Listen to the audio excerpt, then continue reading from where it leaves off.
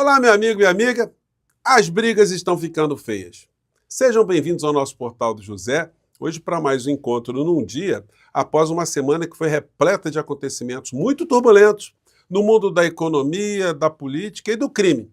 Mas no universo criminal, as turbulências estão atingindo, especificamente, aquelas criaturas que fizeram parte de uma grande Orcrim e que se autoproclamavam como sendo membros de uma rataria. Só que as ratazanas estão agora colocando as responsabilidades uns nos ninhos dos outros. Mas tudo está convergindo para a ratazana mor da nação, o inelegível. Infelizmente, alguns veículos de comunicação estão fazendo algumas coberturas que deixam algumas lacunas, como, por exemplo, uma que foi feita ontem pelo Jornal Nacional, uma coisa jornalisticamente imperdoável, que coloca o ministro Alexandre de Moraes numa posição ali absolutamente distorcida do que está acontecendo de fato, de um certo modo até dando argumentos para a defesa do inelegível. Nós vamos aqui desmontar exatamente o que aconteceu e revelar aqui uma omissão absolutamente imperdoável no meio dessa história. Vou trazer também alguns episódios históricos para efeito de comparação, porque a nossa indignação não está brotando do nada, não. Nós queremos ver justiça aqui no nosso país, justiça que já aconteceu em outras situações, com outras nações, outros povos.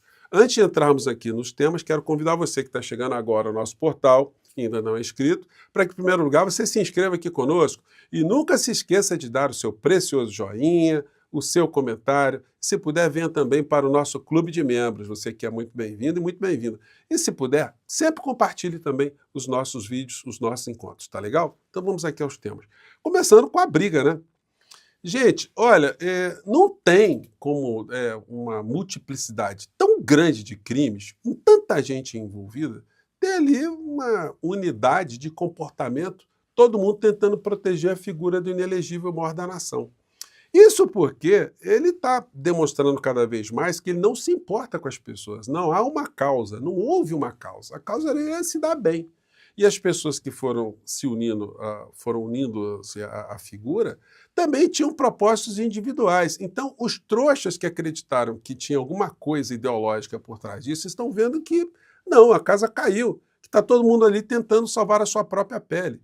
O coronel Mauro Cid deu um depoimento outro dia, foi publicado pela Veja, mostrando, olha, só quem está se ferrando nessa história sou eu, minha família, minha mulher, meu pai, enfim, muita gente aí com grana no bolso, insinuando ali que o inelegível, no final da história, está lépido e fagueiro ainda tirando onda, como se nada tivesse acontecendo.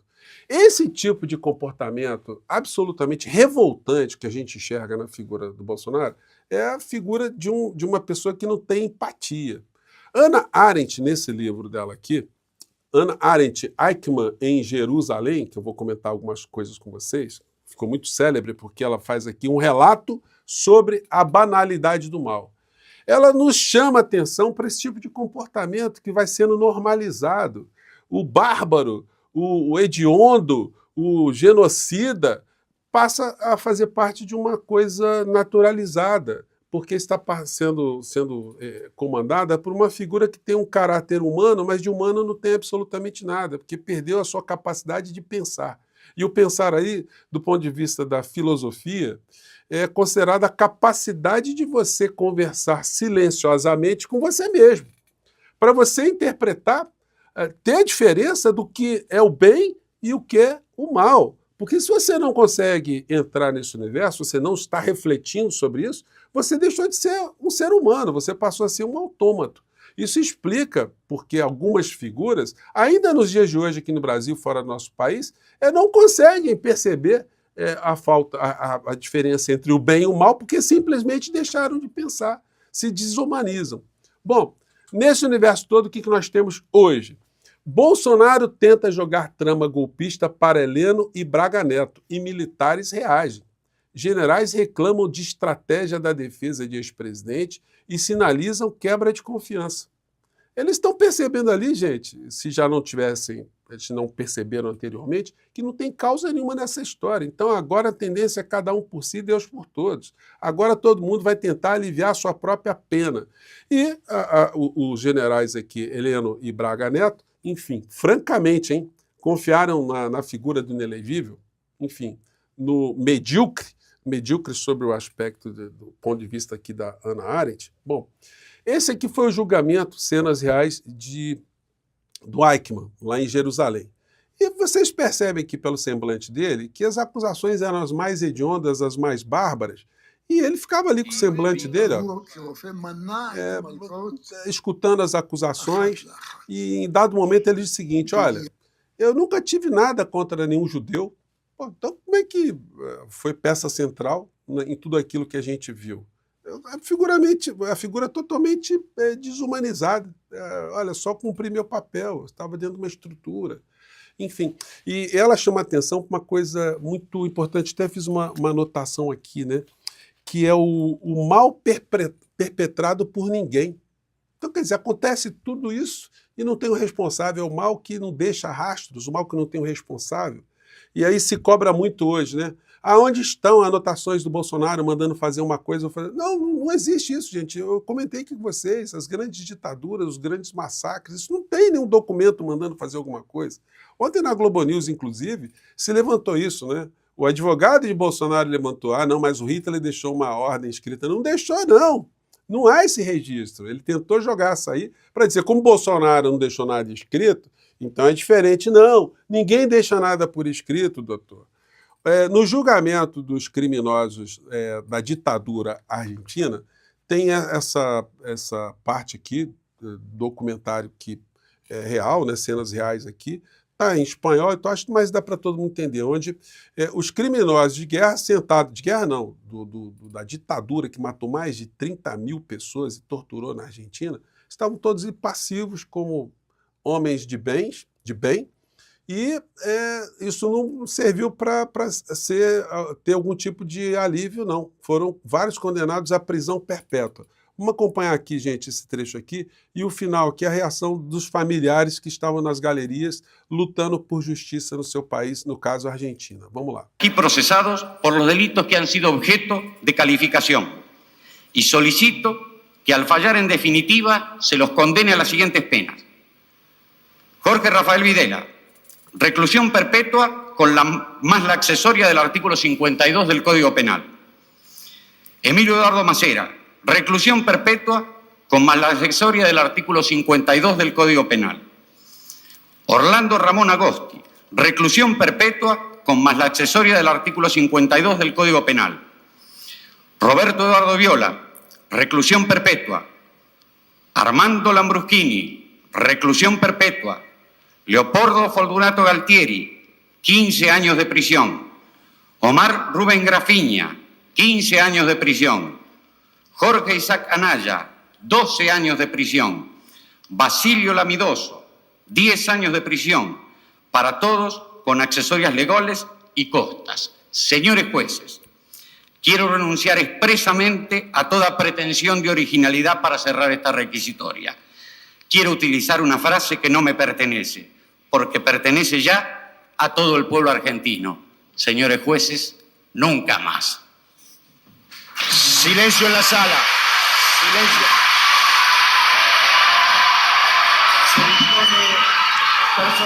Tem uma coisa que aparece aqui, é o seguinte, vários militares, eles foram para a sessão de julgamento fardados com as roupas de generais e tal, para dar mais uma intimidada final, mas não funcionou não.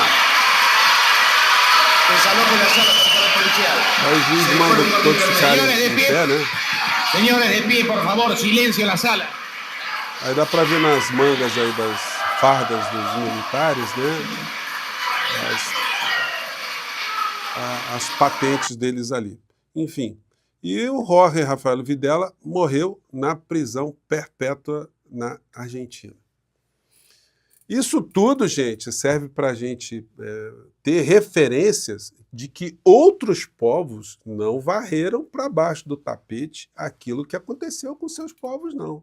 Nós estamos vendo aqui o advogado do Bolsonaro fazendo o papel dele ali, mas a defesa que ele está fazendo desse criminoso é o mesmo criminoso que no período da pandemia aqui no nosso país, ele jogou centenas de milhares à morte aqui no nosso país, e não foi por função de um caso, de um ato qualquer. Não, foi uma ação reiterada de jogar o povo brasileiro à morte.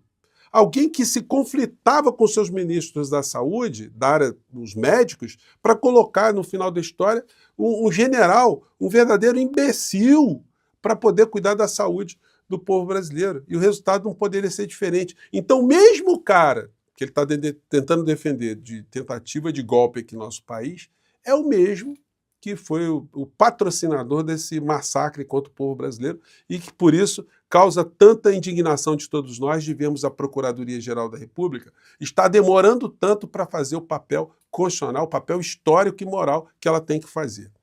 Ontem na Globo News, na entrevista aqui que a direita está colocando como sendo uma coisa positiva, né, a Andréa Sadio começar cobertura jornalística, chamando o Bolsonaro de banana. Que eu acompanhei de perto aquele governo. E o próprio presidente fazia questão de dizer para todo mundo que ele não ia ser um presidente banana. E que as medidas e decisões passavam por ele. E se não passassem, tchau, rua. Vamos lá. E ela fala, não foi o banana? Enfim.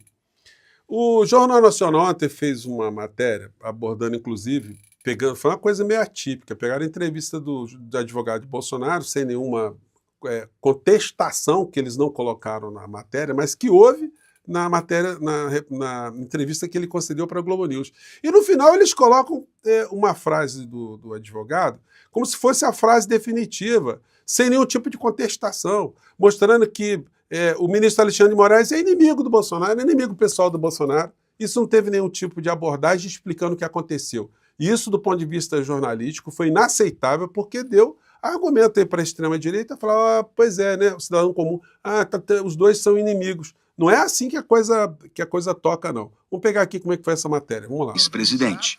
Hoje eu tenho aqui uma investigação que é conduzida por um inimigo declarado do meu cliente. Eu não estou aqui fazendo crítica ao ministro Moraes, mas essa é uma realidade. Eu seria ingênuo de ignorar isso e hipócrita de negar isso.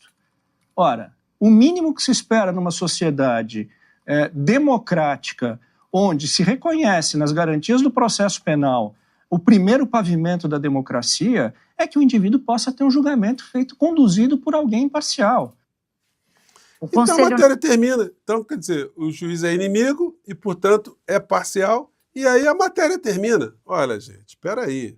Na Globo News a gente teve lá, nesse mesmo ponto, algumas interpelações ao doutor advogado aqui, né? Vamos pegar aqui o Guedinho falando uma parte aqui. Também. Então, sem comparar as situações, os crimes, as personalidades, mas já que o senhor está num debate aqui sobre isso, por exemplo, o Hitler não mandou matar nenhum judeu. Não há uma prova direta também contra ele, mas ele criou todas as condições para que essa aberração fosse executada. Então, tirando agora, repito, não estou comparando...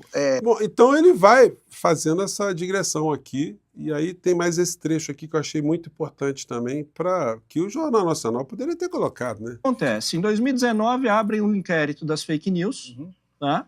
E a partir daí se abrem subinquéritos com o nome de petições, para apurar casos que o ministro distribui para si próprio sob o argumento de conexão probatória que o Alexandre de Moraes que é inimigo do Bolsonaro, e fake news. Não o inverso. E nisso vai vacina, não sei o que isso possa ter a ver com fake news e milícia digital, vai presentes, tá? Também não sei o que possa ter a ver. Então, não é só isso. Faltou genocídio também, né? Todos os casos são direcionados para o mesmo ministro. Ele direciona para ele mesmo. Tá? Terceiro ponto, imparcialidade objetiva. Alguém duvida da inimizade do presidente Bolsonaro com o ministro Alexandre de Moraes? Foi esse ponto que o Jornal Nacional colocou. Quero lembrar aqui para os ataques partem de Bolsonaro. Nunca vi o Alexandre de Moraes xingar o Bolsonaro. Não importa, então, Otávio, mas... Sim, mas aí o réu escolhe quem vai julgá-lo. É só eu chegar ao juiz e dizer ele é meu inimigo. Quando essa inimizade começou, vou lembrar, ele ainda era presidente. Ele talvez tenha sido o único caso... O advogado, ele tentou dar uma distorcida na realidade aqui, tentando mostrar que teve outros episódios, mas é inequívoco que foi desde o começo o Bolsonaro o causador dessa situação que, do ponto de vista jurídico, não pode ser aproveitado, porque ninguém pode alegar a sua torpeza em benefício próprio. É isso, gente. Nada como ter esse nosso espaço aqui, né? Mais tarde a gente volta porque tem mais situações para sublinhar nessa história toda e tem mais informações também, tá bom? Eu fico por aqui, um grande abraço, até lá. Tchau!